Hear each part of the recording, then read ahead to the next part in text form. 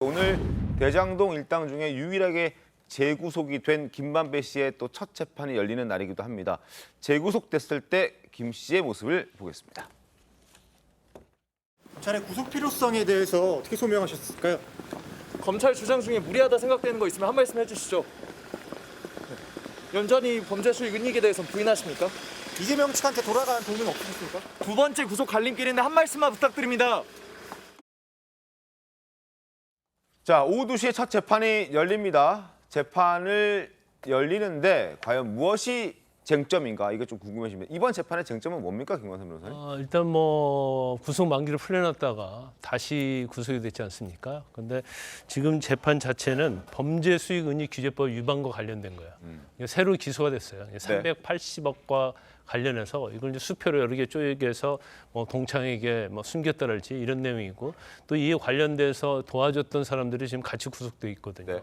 그래서 오늘은 아마 이제 첫 재판이기 때문에 현재 범죄 혐의에 대해서 인정하는지 여부 이런 것들이 이제 쟁점이 될 거예요. 그런데 아마 뭐 관련돼서 뭐 수표를 여러 가지 쪼개서 동창에게 줬다랄지 뭐 했다랄지 이런 수익은닉과 관련된 부분은 사실관계는 다 인정될 수밖에 없지만 이제 본인 입장에서는 뭐 이제까지 모든 범행을 부인했기 때문에 오늘도 이제 부인할 가능성이 좀 크다고 봅니다. 네.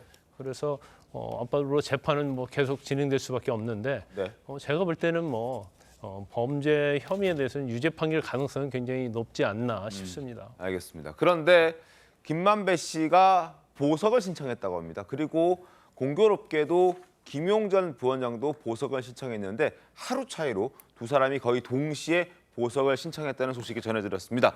자, 보시죠.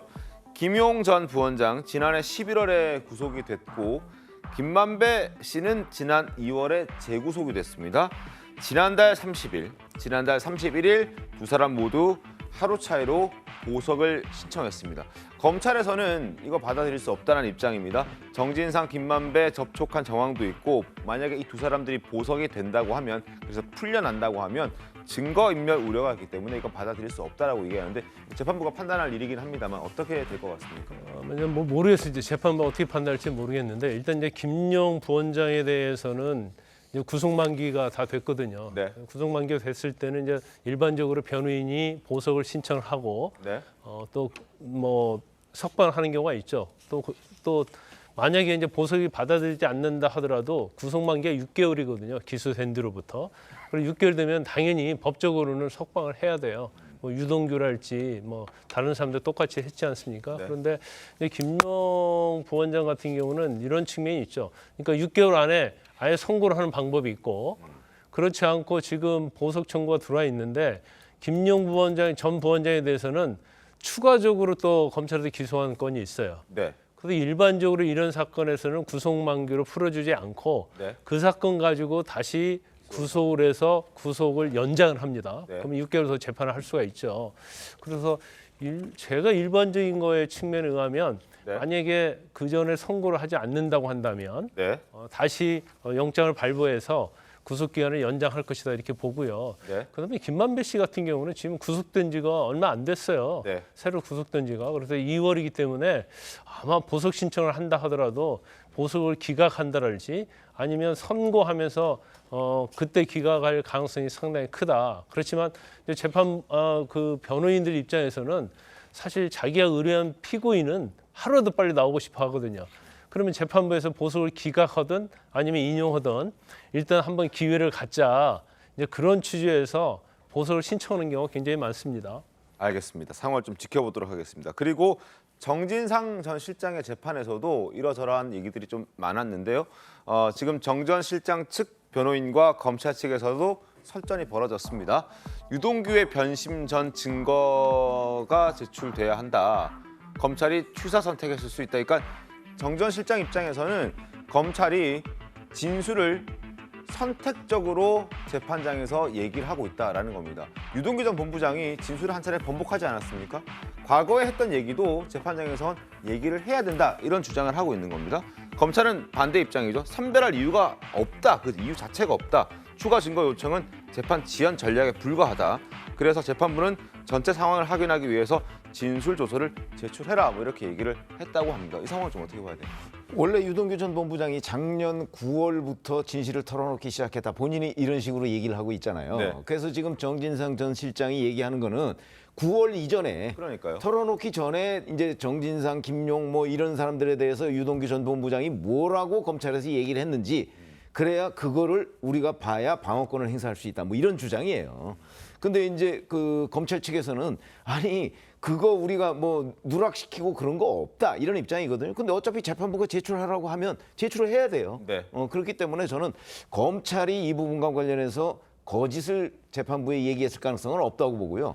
마침 또 재판부도 진술조서 제출해야 된다 이렇게 얘기를 했잖아요. 그러니까 유동규 전 본부장이 작년 9월 이전에 네. 그러니까 검찰에서 진술을 하지 않았을 때 이 사건 대장동 사건의 진실을 털어놓기 시작하지 않았을 때 이때와 관련한 조서도 저는 충분히 이제 재판부에 제출할 걸로 보고요. 네. 근데 이제 이런 것들이 어차피 검찰 입장은 지금 다 그 재판부에 나가 있다는 얘기거든요. 네네. 그런데 정진상 전 실장 측은 왜 자꾸 이런 걸 얘기를 할까?